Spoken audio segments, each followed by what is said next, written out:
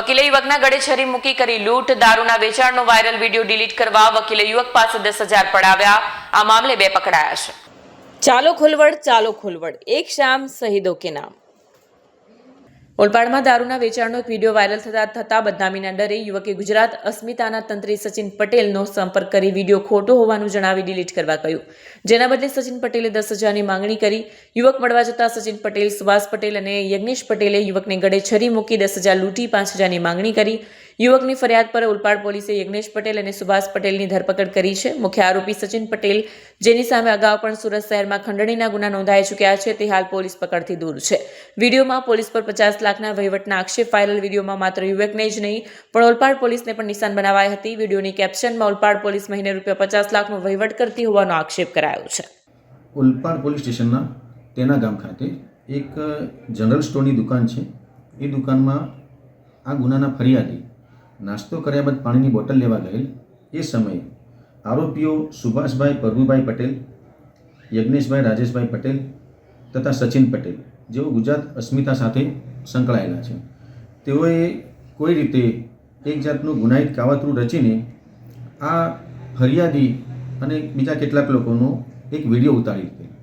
અને જે વિડીયોમાં એક નાનકડું દારૂની બોટલ જેવું કોઈક પીણું જે જણાય છે, તે વિડીયો તેઓએ પોતાના સોશિયલ મીડિયા પેજ ઉપર વાયરલ કરેલ. આ વિડીયો વાયરલ થતાં આ જે ફરિયાદી છે, જે એનો કોઈ ગુનાહિત ઇતિહાસ નથી તેવું તેનું કહેવું છે, એ ફરિયાદીને ઘણા બધી જગ્યાએથી ફોન આવવા માંડ્યા અને એ પોતે ફરિયાદી દારૂના બુટલેગર તરીકે આ સોશિયલ મીડિયા પર પોતે એની પ્રતિષ્ઠાને હાનિ થઈ અને એનો એ રીતેનો વિડીયો વાયરલ થયો. જેથી ફરિયાદીએ કોઈ રીતે વાયા આ ગુજરાત અસ્મિતા સાથે સંકળાયેલ ઈસમોનો સંપર્ક કરે. તો આ આરોપીઓ આ ફરિયાદીને એક જગ્યાએ મળવા આવેલા અને ફરિયાદી એવું કહેલ કે મારી ઇજ્જત આબરૂ જાય છે, હું કોઈ આવા ગુના સાથે સંકળાયેલ નથી, હું કોઈ આવો વ્યવસાય કરતો નથી અને મારા સમાજમાંથી તથા મિત્રોના ઘણા બધાના ફોન આવે છે અને મારી પ્રતિષ્ઠાને હાનિ પહોંચે છે. તો આરોપીઓએ આ ફરિયાદીના ગળા પર છરો મૂકી અને એવું કહ્યું કે વિડીયો ડિલીટ ત્યારે જ કરશું જ્યારે તમે 10,000 આપીશ.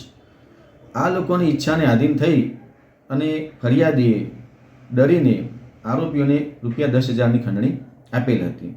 ત્યારબાદ પણ વિડીયો ડિલીટ નહીં થતાં ફરિયાદી ફરીથી આરોપીનો સંપર્ક કરેલ. તો આરોપીઓએ ફરિયાદીને ચોખ્ખી ના પાડી દીધેલી કે વિડીયો ડિલીટ કરવો હોય તો બીજા રૂપિયા આપવા પડશે. અને ત્યારબાદ પણ વિડીયો ડિલીટ નહીં કરી અને ફરિયાદીને ધમકાવેલ હતો. જેથી ફરિયાદી ડરીને આ પ્રકારની વારંવાર ખંડણી માગતા હોય આ લોકો આરોપીઓ, જેથી ફરિયાદીએ આ પોલીસ સ્ટેશનનો સંપર્ક કરી અને આ ત્રણેય ઈસમો ઉપર ગુનો દાખલ કરાવેલ છે.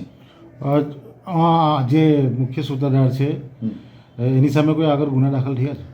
આ ગુનાનો જે મુખ્ય સૂત્રધાર જે છે સચિન પટેલ, જે ગુજરાત અસ્મિતાના અગાઉના તંત્રી હતા અને હાલમાં તંત્રી તરીકે સુભાષભાઈનું નામ એમણે ચડાવી દીધેલ છે. પરંતુ આ ગુનામાં સુભાષભાઈ પટેલ તથા યજ્ઞેશભાઈ પટેલની પોલીસે ધરપકડ કરેલ છે અને સચિન પટેલ જે છે તે હાલ વોન્ટેડ છે.